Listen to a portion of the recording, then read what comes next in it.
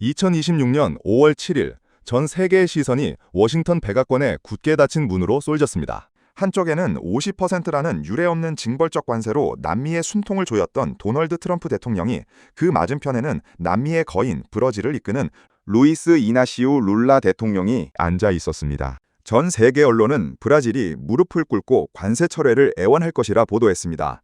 하지만 회담장의 공기는 예상과 전혀 달랐습니다. 룰라는 약소국의 지도자가 아니라 미국의 미외 산업을 단숨에 마비시킬 수 있는 절대 반지를 손에 쥔 채 협상 테이블을 주도하고 있었기 때문입니다. 강대국들이 일방적으로 지배하던 낡은 세계 질서가 지금 브라질의 정글과 광산을 무대로 완전히 뒤집히고 있습니다. 오늘 이 영상에서 우리는 이 기묘한 회담 이면에 숨겨진 4가지 거대한 진실을 해부합니다. 첫째, 트럼프 행정부의 관세 폭탄이 어떻게 남미 최대 경제대국을 중국의 품으로 밀어넣는 치명적인 나비 효과를 낳았는지 추적합니다. 둘째, 압도적인 글로벌 1위 투자금으로 브라질의 자동차 산업과 디지털 신경망까지 장악해가는 차이나 머니의 소름 돋는 침투 전략을 폭로합니다. 셋째, 룰라 대통령이 백악관에서 꺼내든 강력한 반격 카드, 히토류와 자원민족주의의 실체를 분석합니다. 마지막으로 이 살벌한 패권 전쟁의 소용돌이 속에서 우리 한국이 쥐어야 할 유일한 생존 카드와 그 이면에 숨겨진 치명적 리스크의 정체를 제시하겠습니다. 시간을 2025년 7월로 돌려보겠습니다. 트럼프 행정부는 브라질산 수입품에 대해 50%의 징벌적 관세를 발동했습니다. 명분은 자국 산업 보호였지만 월스트리트는 브라질 경제의 즉각적인 붕괴를 예견했습니다. 실제로 브라질의 대미 수출은 8개월 연속 폭락하며 국가 부도 위기설까지 나돌았습니다. 하지만 결과는 그들의 예측을 비웃듯 흘러갔습니다. 미국이 거칠게 닫아버린 브라질의 수출길을 부수고 들어온 것은 다름 아닌 중국이었습니다. 중국은 미국 시장에서 퇴출당할 위기에 처한 브라질의 대두, 철광석, 원유를 진공청소기처럼 빨아들였습니다. 브라질 개발산업통상부의 충격적인 데이터에 따르면 트럼프의 관세 위협이 극에 달한 시점에 브라질 전체 수출 물량의 무려 30% 이상이 오직 중국이라는 하나의 시장으로 흡수되었습니다. 미국의 제재가 오히려 남미 최대의 전략적 요충지를 적대적 경쟁국인 중국의 완벽한 경제적 식민지로 밀어넣어준 셈입니다. 이것이 바로 지정학적 역설, 트럼프의 나비 효과입니다. 이 치명적인 나비 효과의 규모는 수치로 극명하게 드러납니다. 최근 발표된 중국의 전 세계 해외 직접 투자 탑3 지표를 보십시오. 전기차 배터리 공장을 싹쓸이한 3위 헝가리, 핵심 광물 니켈의 패권국 2위, 인도네시아를 압도적인 격차로 제치고 브라질이 당당히 글로벌 투자 유치 1위를 탈환했습니다. 브라질에 쏟아진 차이나 머니는 한 해에만 무려 61억 달러, 우리 돈으로 약 8조 5천억 원에 달합니다. 이는 2위와 3위 국가를 훌쩍 뛰어넘는 천문학적인 액수로 이 거대한 자본이 단일 국가인 브라질의 심장부로 폭포수처럼 쏟아지고 있는 것입니다. 하지만 우리가 진정으로 두려워해야 할 것은 막대한 8조 원의 투자 액수가 아니라 자본의 질적 전환입니다. 글로벌 투자 1위 국가가 된 2026년 현재 가장 소름돋는 변화는 자동차 산업에서 벌어지고 있습니다. 현재 중국 내수 시장은 끔찍한 소비 침체와 전기차 공급 과잉으로 벼랑 끝에 몰려 있습니다. 여기에 미국과 유럽마저 100%에 달하는 관세 장벽을 치자 중국 전기차 1위, 기업 BYD는 브라질 바이아주에 아시아 밖의 최대 규모의 생산 기지를 구축했습니다. 그 결과가 어떻게 되었을까요? 브라질은 건국 이래 역대 최대 규모의 자동차 수출 신기록을 갈아치우며 칠레, 콜롬비아, 아르헨티나 등 주요 중남미 국가들을 향해 중국산 전기차를 무차별적으로 쏟아내고 있습니다. 즉, 갈 곳을 잃은 중국의 악성 재고와 과잉 생산 물량이 메르코수르 무관세 혜택을 얻은 브라질을 전진기지 삼아 남미 전역으로 덤핑되는 거대한 밀어내기 전략이 완성된 것입니다. 차이나 머니의 침투는 여기서 끝이 아닙니다. 브라질 파라이바주에 설치된 국제 양자 컴퓨팅 센터를 보십시오. 중국은 이곳에 20큐비트와 100큐비트급 양자 컴퓨터를 반입했습니다. 이는 라틴 아메리카 역사상 유례가 없는 기술 침투입니다. 또한 중국의 저궤도 위성기업 첸파는 브라질의 국가통신망 사업권을 장악하기 시작했습니다. 전기차라는 하드웨어를 넘어 농업국가 브라질의 혈관에 중국산 통신 장비와 양자 인프라라는 독성 강한 신경망이 주입되고 있는 것입니다. 이제 브라질의 제조, 데이터 안고, 인프라의 생사 여탈권은 워싱턴이 아닌 베이징의 손바닥 위에 놓이게 되었습니다. 그렇다면 브라질은 이대로 중국의 부속품으로 전락하는 걸까요? 룰라 대통령이 백악관에 당당히 걸어 들어간 이유가 바로 여기에 있습니다. 브라질은 강대국들의 초조함을 정확히 꿰뚫어 보고 있었습니다. 브라질은 인공지능, 반도체, 스텔스 전투기 제조에 없어서는 안 될 히토류 매장량 세계 2위 국가입니다. 게다가 전기차 배터리의 핵심 소재인 니오뷴 시장은 전 세계의 95%를 독점하고 있습니다. 현재 미국은 중국의 자원 무기화에 극도의 공포를 느끼고 있습니다. 중국산 히토류에서 독립하기 위해 미국이 유일하게 매달릴 수 있는 파트너, 그 대체 불가능한 킹메이커가 바로 브라질인 것입니다. 이 회담의 타이밍은 결코 우연이 아닙니다. 트럼프 대통령은 당장 다음 주 베이징에서 열릴 시진핑 주석과의 세계의 담판을 불과 일주일 앞두고 룰라를 먼저 백악관으로 불렀습니다.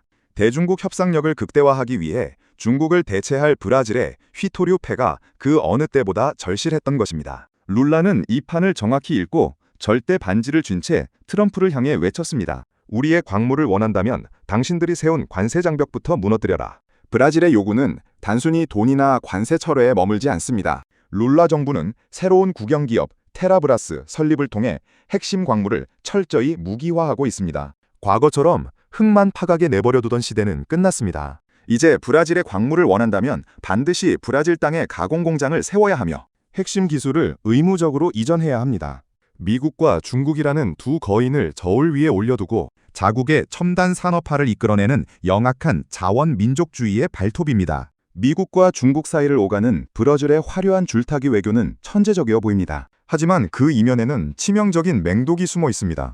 글로벌 자본 유치 1위라는 타이틀 이면에 브라질 수출의 30% 이상을 중국 단 한 곳에 의존하고 있다는 점입니다. 중국이 기침을 하면 브라질은 폐렴에 걸려 죽는 구조입니다. 만약 중국이 정치적 목적으로 경제 보복을 가하거나 무역로를 틀어주는 순간 브라질의 경제는 방어막 없이 무너져 내릴 것입니다. 이러한 비대칭적 의존의 덫을 뼈저리게 깨달은 룰라 대통령은 결국 살기 위한 또 다른 생존 카드를 찾아 나섰습니다. 미국처럼 관세를 무기로 협박하지 않으면서도 중국처럼 자국 인프라를 정치적으로 예속시키지 않을 나라. 동시에 브라질이 가장 갈망하는 첨단 제조 기술력을 아낌없이 제공해줄 수 있는 완벽한 제3의 파트너가 절실해진 것입니다. 그 제3의 파트너는 바로 대한민국이었습니다. 2026년 2월 룰라 대통령은 21년 만에 한국을 국빈 방한하여 핵심 광물과 우주항공 등 10건의 양해각서를 체결했습니다. 한국은 히토류 등 대체 불가능한 자원 공급망을 얻고 브라질은 K배터리와 바이오 등 첨단 기술 방패를 얻는 완벽한 윈윈처럼 보입니다. 하지만 이 화려한 청사진 이면에는 양국 모두가 목숨을 걸어야 하는 양날의 검이 도사리고 있습니다. 먼저 한국의 입장을 볼까요? 브라질의 거친 자원 민족주의는 한국 기업에게 막대한 리스크입니다. 광물을 얻기 위해 수조 원의 공장을 짓고 핵심 기술을 이전해 주었지만 만약 브라질의 정권이 교체되어 자산을 국유화하거나 약속을 뒤집는다면 한국은 기술과 자본만 고스란히 뺏긴 채 쫓겨날 수 있습니다. 게다가 브라질 시장에서 중국 기업을 밀어내고 한국의 통신망과 인프라를 깐다는 것은 자칫 중국의 강력한 경제 보복을 한국 본토로 끌어들일 수 있는 극도로 위험한 도박입니다. 브라질 역시 안전하지 않습니다. 한국을 끌어들여 중국의 기술 종속에서 벗어나려는 룰라의 움직임이 베이징의 심기를 건드린다면 어떻게 될까요? 전체 수출의 30% 목줄을 쥐고 있는 중국이 당장 내일이라도 콩과 쇠고기 수입을 끊어버린다면 브라질 경제는 한국의 인프라가 완성되기도 전에 국가적 파산을 맞이할 수 있습니다. 단 하나의 퍼즐만 어긋나도 양국 모두 치명상을 입을 수 있는 그야말로 살얼음판 위에서의 동맹인 셈입니다. 2026년 미중 패권 전쟁은 남미를 무대로 완전히 새로운 국면에 접어들었습니다. 그렇다면 이 거대한 체스판 위에서 한국의 기업과 투자자들은 어떻게 움직여야 할까요? 먼저 글로벌 기업들의 영악한 움직임을 주시해야 합니다. 중국 기업들은 서방의 관세를 피하기 위해 껍데기만 브라질 기업인 합작법인을 세워 완전한 현지화로 신분을 세탁하고 있습니다. 반면 미국과 유럽 자본은 이에 맞서 브라질의 친환경 인프라와 ESG 시장을 선점하며 또 다른 쟁탈전을 벌이고 있습니다. 투자자 여러분, 과거처럼 높은 이자율만 보고 브라질 국채에 묻지마 투자를 하거나 단순한 원자재 인덱스 펀드에 돈을 맡기는 시대는 완전히 끝났습니다. 이제는 글로벌 자본의 이동 경로, 즉 해외 직접 투자의 길을 추적해야 합니다. 중국과 서방 자본이 격돌하며 막대한 돈이 쏟아지는 브라질의 전력망 인프라, 통신 네트워크, 그리고 2차 전지 밸류체인 관련 핵심 기업들을 선별해야 합니다. 특히 특정 국가 의존도가 지나치게 높은 기업은 지정학적 폭탄을 안고 있으므로 피하고, 글로벌 공급망 다변화에 성공한 브라질 로컬 인프라 주도주에 투자하는 것이 가장 냉철한 전략입니다.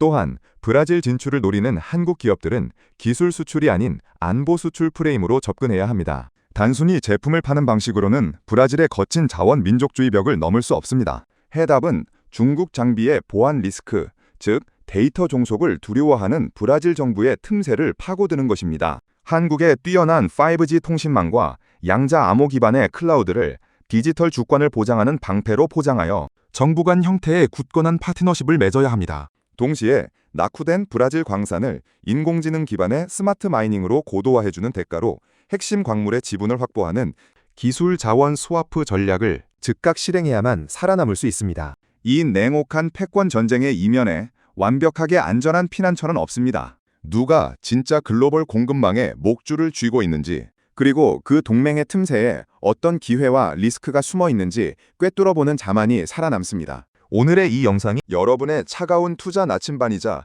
비즈니스 전략서가 되었기를 바랍니다. 감사합니다.